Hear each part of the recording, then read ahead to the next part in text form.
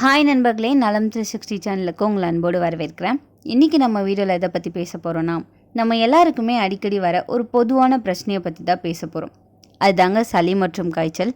குளிர்காலமாக இருந்தாலும் வெயில் காலமாக இருந்தாலும் வானிலை மாறுதலுக்கு ஏற்ப சளி, தும்மல், தொண்டை வலி, காய்ச்சல் இது மாதிரியான விஷயங்கள் நமக்கு வந்து போகும். பலருக்கும் உடனே மருந்து கடை போய் மருந்து வாங்கி சாப்பிட்ற பழக்கம் இருக்கும். ஆனால் நம்ம வீட்டு மருத்துவங்கள் நம்ம பாட்டி தாத்தா சொல்லி வச்ச வழிமுறைகள் மூலம் இன்னும் வேகமாகவும் பாதுகாப்பாகவும் நம்மளால் இதை குணப்படுத்த முடியும்.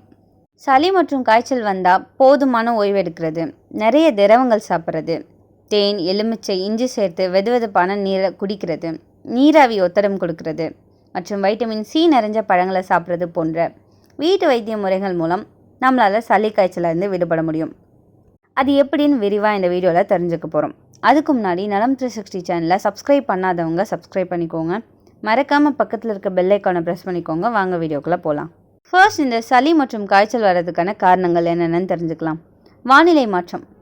நம்ம ஊரில் அடிக்கடி வர வானிலை மாற்றத்தால் நிறைய பேருக்கு சளி, காய்ச்சல்னு ஏகப்பட்ட வியாதிகள் வந்துட்டுருக்கு. குளிர்காற்றுல அதிக நேரம் இருக்கிறது. எவ்வளோ வேகமாக குளிர்ந்த காற்று அடித்தாலுமே நல்லா இருக்குது அப்படின்னு நினச்சிட்டு அந்த குளிர்காற்றில் ரொம்ப நேரம் உட்காந்துருப்பாங்க. அது ரொம்பவே தவறான விஷயம். அது மட்டும் இல்லாமல் குளிர்ந்த பானங்கள், ஐஸ்கிரீம் சாப்பிட்றது. குழந்தைங்கள்லேருந்து பெரியவங்க வர ஐஸ்கிரீம், குளிர்பானங்கள்லாம் அவ்வளோ இஷ்டம். அது ஒரு அளவுக்கு மேலே போச்சுன்னா நம்ம உடம்புக்கு எவ்வளோ பெரிய ப்ராப்ளம் வரும்னு அவங்களுக்கு தெரியறதில்ல. நோய் எதிர்ப்பு சக்தி குறைவாக இருந்தால் அவங்களுக்கு உடனே சளி மற்றும் காய்ச்சல் வந்துடும். தூக்கமின்மை, உடல் சோர்வு இதன் காரணமாக கூட சளி மற்றும் காய்ச்சல் வரலாம். பாக்டீரியா மற்றும் வைரஸ் தொற்று. இந்த வகையான காய்ச்சல் வந்தால் போகிறதுக்கு ரொம்ப நாள் ஆகும். சளி மற்றும் காய்ச்சல் வர்றதுக்கு முன்னாடி ஒரு சில அறிகுறிகள் இருக்கும். மூக்கில் நீர் வடிகிறது, தும்மல், தொண்டை வலி, குரல் கரகரப்பு, தலைவலி, உடல் வலி, கொஞ்சம் கொஞ்சமாக அப்புறம் காய்ச்சல் எக்ஸஸ் ஆகிடும். சளி மற்றும் காய்ச்சலுக்கு உதவுற வீட்டு வைத்தியங்கள் என்னென்னு இப்போ பார்க்கலாம். போதுமான ஓய்வு. உங்கள் உடல் நோயை எதிர்த்து போராட ஓய்வு ரொம்பவே அவசியம். நீங்கள் ஓய்வு எடுக்கிறதன் மூலம் உங்கள் உடம்புல இருக்கிற நோய் பறந்து போயிடும். அடுத்தது தண்ணீர். எலுமிச்சை மற்றும் தேன் கலந்த வெதுவெதுப்பான நீர் அல்லது தேநீர் அருந்தலாம். அது நீரேற்றத்தை பராமரிக்கவும் தொண்டை ஆற்றவும் உதவுது. இஞ்சி மற்றும் பூண்டு. இஞ்சி தேநீர் அருந்துவது அல்லது உணவில் பூண்டு சேர்க்கிறது. இது நோய் எதிர்ப்பு சக்தியை அதிகரிக்கும். சூடான நீராவியை உள்ளிழுப்பது, அதாவது நீராவி ஒத்தடம். இதன் காரணமாக மூக்கடைப்பை குறைக்கவும் சுவாசத்தை எளிதாக்கவும் முடியும். வைட்டமின் சி நிறைஞ்ச பழங்கள், அதாவது ஆரஞ்சு, எலுமிச்சை போன்ற சிட்ரஸ் பழங்களை சாப்பிட்றது வைட்டமின் சி மற்றும் ஃப்ளவனாய்டுகளை வழங்கி நோய் எதிர்ப்பு சக்தியை அதிகரிக்க இது உதவுது. வெதுவெதுப்பான குளியல். வெதுவெதுப்பான நீரில் குளிக்கிறது. இது உடல் வெப்பநிலையை குறைக்கவும் அதற்கு தொடர்புடைய அறிகுறிகளை குறைக்கவும் இது உதவியாக இருக்குது. ஃபர்ஸ்ட், இஞ்சி கஷாயம். இஞ்சி கஷாயம் ஒரு சக்தி வாய்ந்த ஆன்டி இன்ஃப்ளமேட்ரி. இஞ்சியை நறுக்கி தண்ணியில் கொதிக்க வச்சு சிறிய மிளகு, சுக்கு, கருப்பட்டி சேர்த்து இதை குடிக்கலாம். இதை சாப்பிட்றதால தொண்டை வலி குறையும், மூக்கடைப்பு திறக்கும், காய்ச்சல் விரைவில் குறையும். தினமும் 2 முறை குடித்தா 2 நாளில் நம்மளால் மாற்றத்தை பார்க்க முடியும். அடுத்தது துளசி கஷாயம். துளசி பாக்டீரியா, வைரஸ் எதிர்ப்பு தன்மை கொண்டது. 7லேருந்து 8 துளசி இலைகளை தண்ணியில் கொதிக்க வச்சு அதில் கொஞ்சமாக மிளகு, சுக்கு, எலுமிச்சை சாறு சேர்த்து குடிக்கலாம். காய்ச்சல் ரொம்ப சீக்கிரமாகவே இதனால் குறைஞ்சிரும். அடுத்தது மஞ்சப்பால். வெந்நீரில் கரையப்பட்ட மஞ்சள், பால், ஒரு சிட்டிகை மிளகு சேர்த்து குடிக்கிறது காய்ச்சல் மற்றும் சளி விரைவில் குறைக்கும். நைட்டில் படுக்கிறதுக்கு முன்னாடி இதை குடித்தா உடல் வலி, தொண்டை வலி நீங்கும். அடுத்தது நீராவி புகை.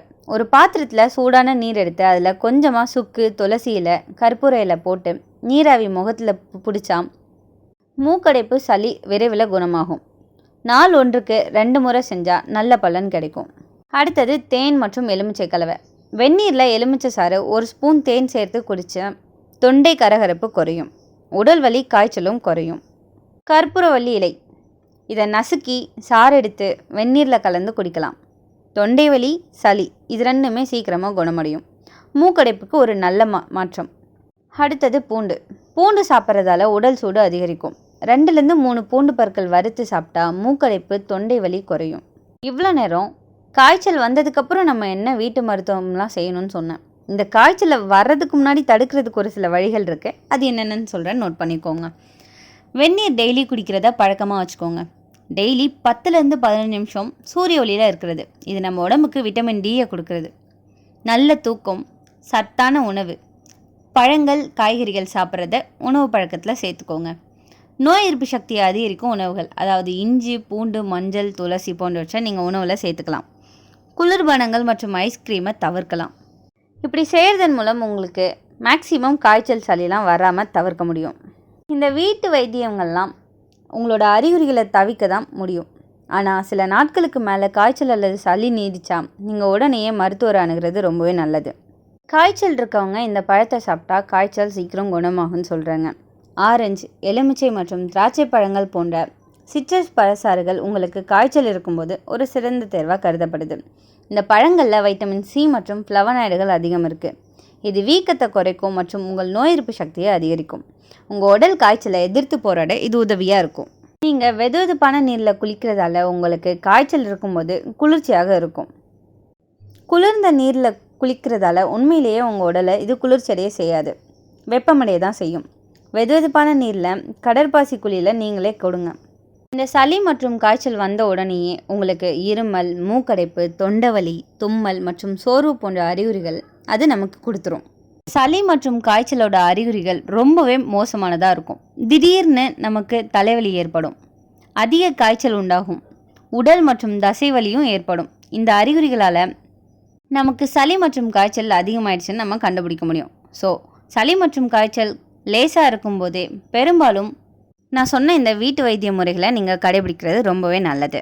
இந்த காய்ச்சல் 3 நாளுக்கு மேலே நீடித்தா, மூச்சு திணறல் ஏற்பட்டா, குழந்தைகள்லேருந்து முதியோர்களுக்கு அதிக சளி, இருமல் வந்தால், உடல் பலவீனம் அதிகரித்தா உடனேயே மருத்துவ உதவி ஏற்கிறது ரொம்பவே நல்லது. நம்ம வீட்டு மருத்துவங்கள்லாம் உடனடி நிவாரணம் தரும். ஆனால் உடல்நிலை மோசமாக இருந்தால் டாக்டரை கண்டிப்பாக பார்க்கணும். சளி மற்றும் காய்ச்சல் போன்ற சிறிய பிரச்சனைகள் மருந்து இல்லாமலேயே நம்ம கிச்சன் ரெமடிஸ் மூலம் நம்ம குடும்பத்தை பாதுகாக்க முடியும்.